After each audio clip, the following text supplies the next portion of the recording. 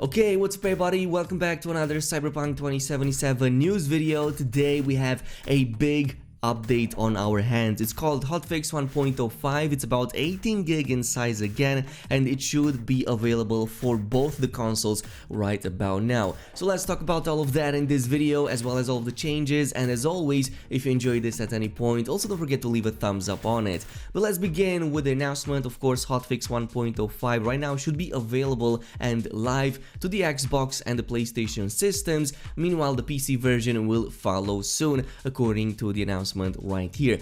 Now, as far as the list of changes, we have a pretty huge one. This is even bigger than the previous update 1.04. So this contains changes and fixes for a ton of the quests in the game, for gameplay related issues and visual issues, the UI, performance and stability, and finally both PC and console specific kind of bug fixes. So let's begin with the quests. We have quite a number of these, especially in the pickup or the heist mission where Jackie would no longer appear. So this was a bug that apparently has been addressed in this patch. They've also fixed an issue preventing players from landing the helicopter in Love Like Fire job, and finally they fixed an issue with Takemura not calling you in Play It Safe. Now, of course, there's a bunch more in here, so I'm going to go over the ones that are a bit more important. For example, it's no longer possible to trigger the same dialogue twice in the Big in Japan side job if you did that, which by the way you should, because it gives you one of the best early katanas you can get in Cyberpunk. They've also fixed an issue with Delamain appearing upside down at the end of Don't Lose Your Mind, and if you didn't do this one, I still recommend doing it. It gives you a free ride, and it's also a really amazing quest chain that culminates with Don't Lose Your Mind. Furthermore, in the mission called Riders on the Storm, which is a side job that you do with Panem, Saul now correctly reaches the van at one of the points in the mission, and again, go ahead and complete this if you want one of the best sniper rifles right now in the game. But more than this, we have fast traveling before the encounter with the Tiger Claws, no longer breaking progression in the side job called I Fought the Law, and they fixed an issue blocking progress in Ghost Town if an autosave made upon Raffen ship's arrival was loaded. But yeah, as I've said, there's a ton of missions over here that have been fixed, both side objectives and main objectives, so go ahead, read it. I'm gonna leave the links down below. Now, as far as the gameplay goes, here are a few really interesting changes. First of all, they have improved the reaction time of NPCs taking cover, and they corrected the number of shots needed to kill civilians from a distance while in combat. Of course, no AI improvements yet. I'm expecting these to happen in a bigger patch, but so far it seems that these are just minimal to make the game work a little bit better. Now, in terms of visual changes, we do have a few that are quite interesting. So visual fixed an issue with Delamain's image displayed on top of the current caller during phone calls. So essentially, after doing some Delamain missions, instead of seeing the other phone caller's image, you would see Delamain all the time. So now this has been addressed. Also, V's mouth doesn't stay open after entering the space lock in Where Is My Mind. They've also fixed some UI overlapping issues, and another one, V appears more modest in the inventory preview after the half-year montage. So I'm not really sure what this means. I'm pretty sure, well, this isn't the beginning of the game obviously, but I did not notice him not appearing modest, so maybe the clothes that he will have are not going to be that great, because I haven't yet tested this out. But NPCs also are faster to appear in the quests area during Stadium Love. They've added some warmth to the HDR setting. They fixed the T-posing NPCs in suspected organized crime activities, and Just Say No and the gig called Hot Merchandise. Another interesting one is after a brain dance you would get stuck in a third-person perspective but without a head, so they have fixed that problem, which I kind of wish they did not. I really want to see my character in the third person. Who knows, maybe somebody will get a mod for that.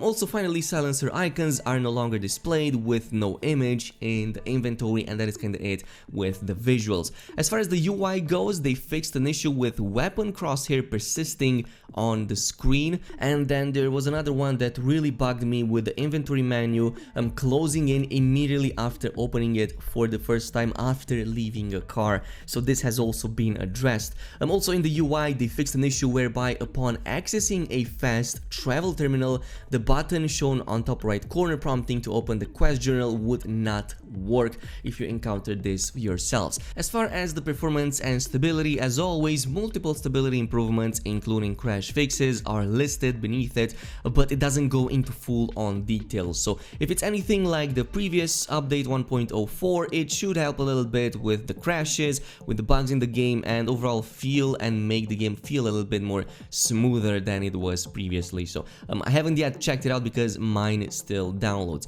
Now, as far as everything else goes, here are a few console and PC specific kind of changes. So for AMD users, they optimized the default core/thread utilization for AMD processors with 4 and 6 cores respectively. Meanwhile, the 8, 12 and 6 core processors remain unchanged and behave as intended. This change was implemented in cooperation with AMD and based on tests on both sides indicating that performance improvements occur only on CPUs with 6 cores and less, which sounds interesting. So if you have like what, Ryzen 3s, I think this should apply to you too. And there's also a bunch of crash fixes right here. Like for example, they have removed the use of AVX instructions that would cause crashes during the prologue, or yeah, the processor is not supporting AVX. So basically that was also an issue that was addressed with this update. They've removed the debug console to prevent functions that could lead to crashes or blocked quests entirely. This doesn't mean that we don't want to support the modding community. Stay tuned for more info on that.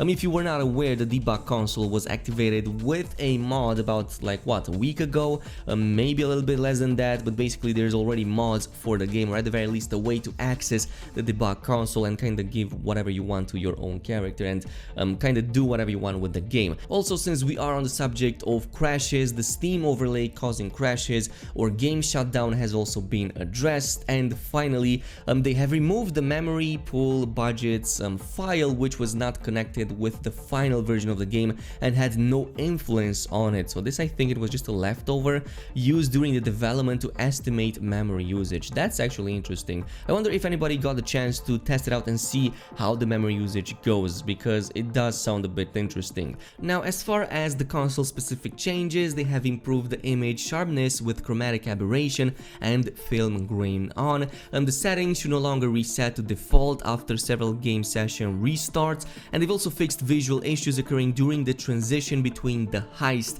and Love Like Fire. Now for the Xbox users, there's a couple of interesting changes here. So entering combat while Synaptic Accelerator is active no longer ends in player's health bar not being displayed at all. And then there's another one, the game no longer becoming unresponsive when signing out from a profile when the controller disconnection message would be visible. But yeah, this is pretty much it with the update. Again, if you want to read it all, I'm gonna leave the links down below, and in the meantime you just have to wait a little bit longer for the PC version to also arrive if it didn't already by the time this video gets posted. But thank you so much for watching, and I'll see you guys in the next one.